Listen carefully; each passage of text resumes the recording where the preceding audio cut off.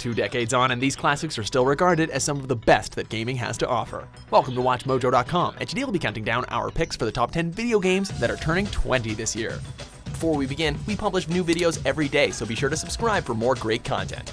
For this list, we're looking at games that were released in 1997 in North America that, despite their age, are still considered landmarks in gaming. Round 1, fight! Number 10, Grand Theft Auto.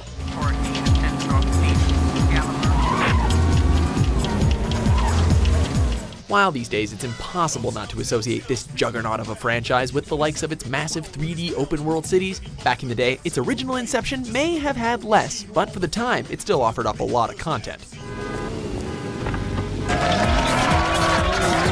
With 3 distinct cities featuring various missions revolving around multiple crime syndicates, players could cause as much wanton destruction as they wanted before getting wasted, a core component that's lived on till this day. As you might have imagined, the game caused quite a stir with the general public, another tradition which the franchise has continued. Cross him again, I'll stick a gun up your ass and blow your f***ing eyeballs out. Number 9, Age of Empires.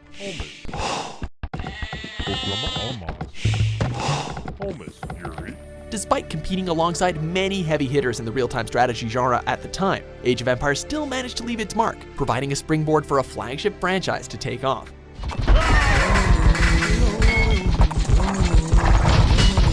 Starting off with only a handful of hunter-gatherers, it's down to you to ensure that your ancient civilization thrives from the Stone Age all the way to the Iron Age. With multiple campaigns and various civilizations to choose from, this game offered many a player a chance to test themselves as both a provider and conqueror. Number 8, Crash Bandicoot 2, Cortex Strikes Back.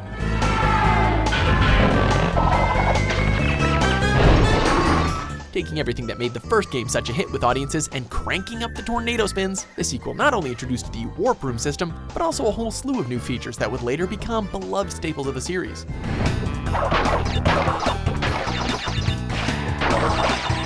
From collecting crystals and gems, taking out the likes of Neo Cortex and Tiny Tiger, even riding an adorable polar bear through the frozen tundra, Crash's second outing elevated him to new heights, one that thankfully came with a save system that wasn't crammed into bonus levels, and yes, analog controls.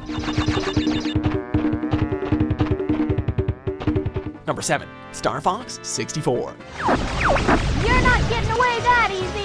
If Star Fox Zero taught us anything, is that until Nintendo get its act together, this installment in the interstellar adventures of Fox McCloud stands out as the best in the series. Though there is a 3DS remaster, so you get the idea. Not only does it feature an engaging campaign that has you soaring through the skies, doing barrel rolls and sniping down enemies across various planets, but its rewards and multiplayer offer tons of replay value. Even after so many years, nothing quite compares to piloting our R-Wings, snagging that final medal, and taking out Andross's ugly mug in record time.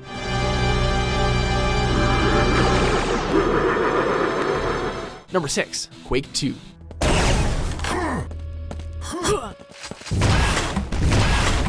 Despite being a sequel in name only, practically every aspect of the original FPS was improved upon here.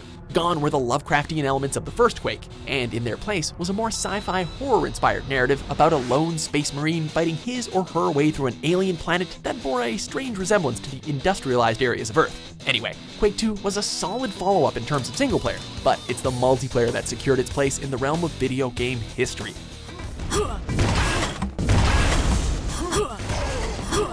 Essentially the first esport, Quake II's infamous deathmatch mode was the primordial soup from which modern multiplayer games crawled out of, and you did it all on a 56K modem.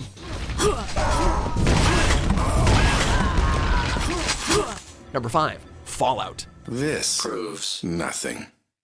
You will pay for your insolence. Hey! To truly understand the backlash suffered by Fallout 4, you have to really understand the original Fallout. While Fallout 3, 4, and New Vegas preserved elements of the original in terms of tone, the first Fallout game was a much slower, more punishing RPG, viewed from an isometric perspective and locked into turn-based combat. But what it lacked in pacing, it made up for in world building. This was the first time a post-apocalyptic, Mad Max-inspired setting had been so convincingly realized in a video game. So much so, in fact, that Fallout secured a reputation of being the quintessential post-apocalyptic franchise for decades to come. And frankly, I think you're the only hope we have. Number 4. Mario Kart 64. Welcome to Mario Kart!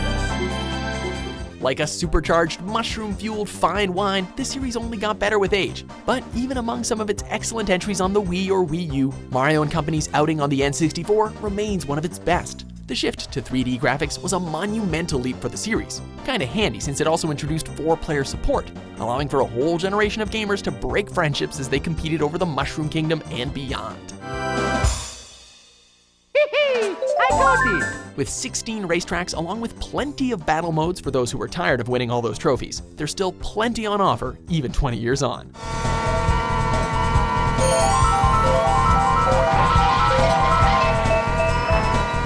Number 3. Final Fantasy VII.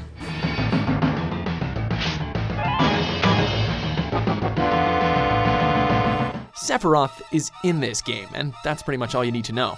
A JRPG that's become iconic for its characters, its incredible score, its larger-than-life boss battles, its infamous and heartbreaking death scenes, and that one part where Cloud has to dress up like a woman.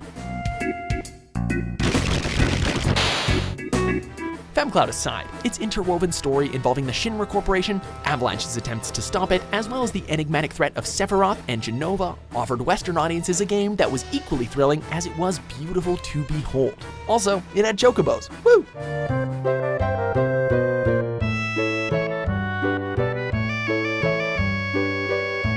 Number 2. Castlevania Symphony of the Night. Time has indeed been very kind to what many consider to be the greatest entry in the extensive Castlevania franchise, becoming a cult hit that a lot of people consider to be the upper echelons of the Metroidvania genre.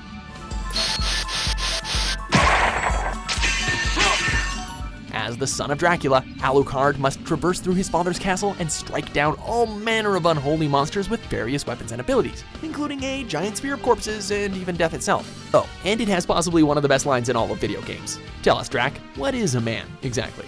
What is a man? A miserable little pile of secrets! Before we unveil our top pick, here are a few honorable mentions.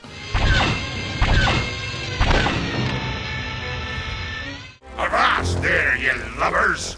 Set sail for my stronghold on Monkey Island.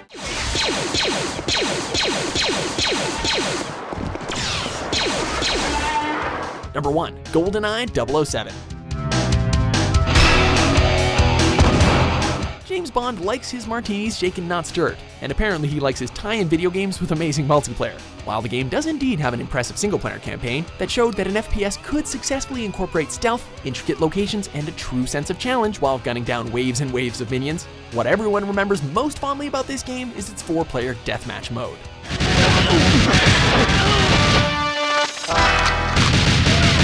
Those that were proud owners of this cartridge can attest to at least once screwing over their friends for just one chance to land a kill with the Golden Gun. As the game that set a new standard for first-person shooters on consoles, GoldenEye is easily one of 1997's best.